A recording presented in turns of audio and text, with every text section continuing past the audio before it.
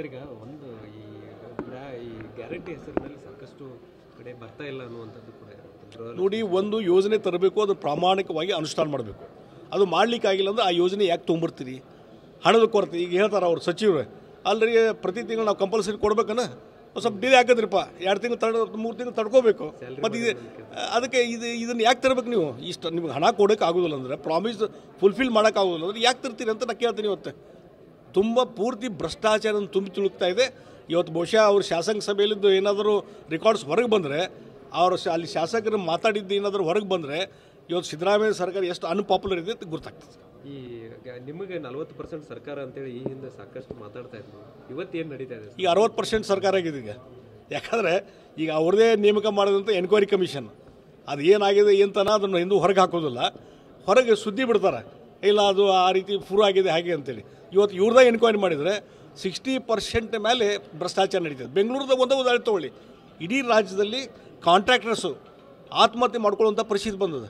ಸುಮಾರು 62,000 ಕೋಟಿಗಿಂತ ಹೆಚ್ಚು ಬಿಲ್ ಬಾಕಿ ಇದೆ. 62,000 ಕೋಟಿ ಅಷ್ಟು ಬಿಲ್ ಬಾಕಿ ಇದೆ, ಹಣ ಬಿಡುಗಡೆ ಆಗ್ತಾಯಿಲ್ಲ.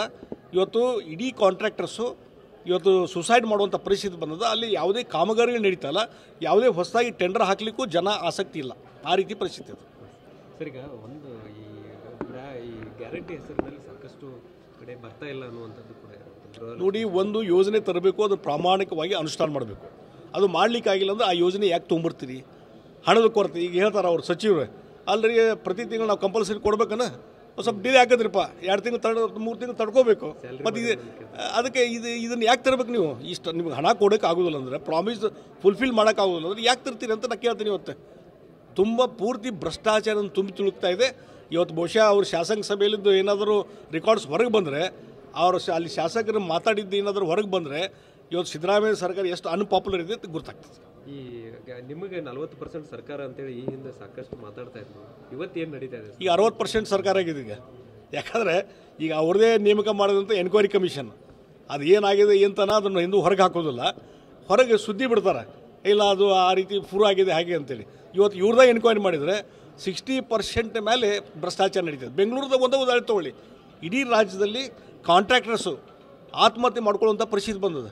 ಸುಮಾರು 62,000 ಕೋಟಿಗಿಂತ ಹೆಚ್ಚು ಬಿಲ್ ಬಾಕಿ ಇದೆ. 62,000 ಕೋಟಿ ಅಷ್ಟು ಬಿಲ್ ಬಾಕಿ ಇದೆ, ಹಣ ಬಿಡುಗಡೆ ಆಗ್ತಾಯಿಲ್ಲ.